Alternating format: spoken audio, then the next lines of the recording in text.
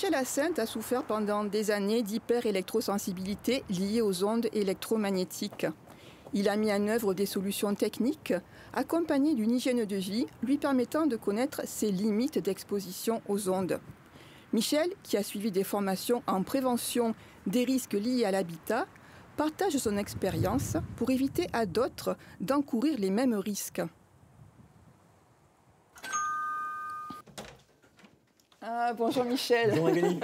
Bienvenue chez moi. Ça va? Ça va bien, oui. Merci. Alors voilà, donc je t'ai fait venir parce que pour voir un petit peu où j'en suis au niveau des ondes. Ce qu'il faut savoir, c'est qu'il y a deux sources de pollution majeures dans une maison. La Wi-Fi, effectivement, la passer en filaire, ça veut dire désactiver la Wi-Fi depuis son ordinateur ou depuis la face avant de sa box, c'est une très bonne idée. Et la passer en filaire, ça veut dire qu'on raccorde un câble Ethernet de la box jusqu'à l'ordinateur. Il faut savoir qu'il y a une deuxième source de pollution non négligeable, qui est ce joli téléphone comme voilà. On va voir, regardez. On est en valeur crête maximum, ça veut dire qu'on est au-delà de 6 volts par mètre. Mais il va falloir, pour arriver à des valeurs de 0,6 volts par mètre, ce qui est préconisé en biologie de l'habitat, on va devoir s'éloigner beaucoup. Voilà, donc là, je ne suis pas encore à 0,6 volts par mètre, je suis encore à 3-4 volts par mètre. C'est la norme dans plusieurs pays, mais en France, elle est à 61 volts par mètre, ce qui ne protège pas la population. Donc tout ça pour dire quoi? Pour dire que si vous êtes exposé avec la famille à des valeurs comme ça au niveau du bureau, eh bien, à terme, on risque de développer les symptômes que j'ai déjà décrits et ce que décrit la littérature aujourd'hui, c'est-à-dire les maux de tête, des acouphènes, des raideurs articulaires, des palpitations cardiaques, etc., etc. C'est la nuit que notre système immunitaire se régénère. D'accord. Et c'est la nuit qu'on a besoin de privilégier cette période où tout le système de régulation hormonale, tout le système immunitaire peut se régénérer. On va évaluer quels sont les rayonnements que nous avons autour de ce lit. Bon. Donc là, je vois qu'il y a un radio-réveil et une lampe de chevet. Ne prenons que ça.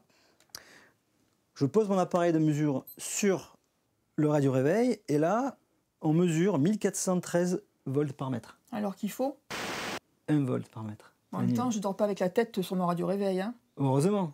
Donc on va mettre l'appareil sur la tête de lit, 45 volts par mètre. Donc 45 fois trop. Oui. Ce que je préconise pour tout le monde, c'est de faire une diète électrique pendant au moins une semaine. Ça veut dire que vous coupez tout dans la maison, tout ce qui est autour de la chambre surtout. Et dans un deuxième temps, du coup, le radio-réveil, je le vire, non Le radio-réveil, moi, je préconise de remplacer ou par un réveil à pile, ou alors, moi, je me réveille avec mon téléphone en mode avion. Il faut savoir que le téléphone portable peut aussi, on peut s'en servir de réveil, à condition de désactiver la Wi-Fi, bien sûr, et de le mettre en mode avion. Voilà. Mais par contre, je ne dors pas dessus. Après, je te proposerai une solution technique qui est celle de disposer dans ton coffret électrique un interrupteur automatique de champ qui va, lui, te couper automatiquement l'électricité dans tes gaines électriques qui alimentent ta lampe de chevet la nuit, dès que tu éteins ta lampe de chevet. Voilà. Les métaux lourds qui sont dans notre corps entrent en résonance avec les ondes électromagnétiques. À ta santé. Il est donc important de les éliminer avec une eau biocompatible.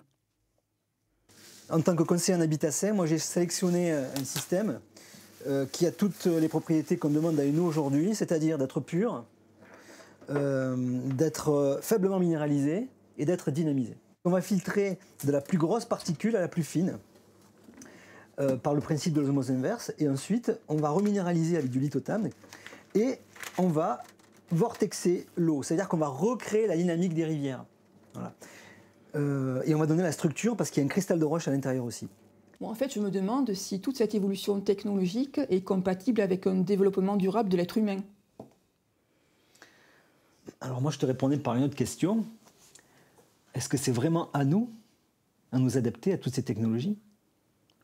Si vous voulez un détail, des coordonnées, faire un commentaire ou revoir le premier épisode, rendez-vous sur le site de Priori Terre.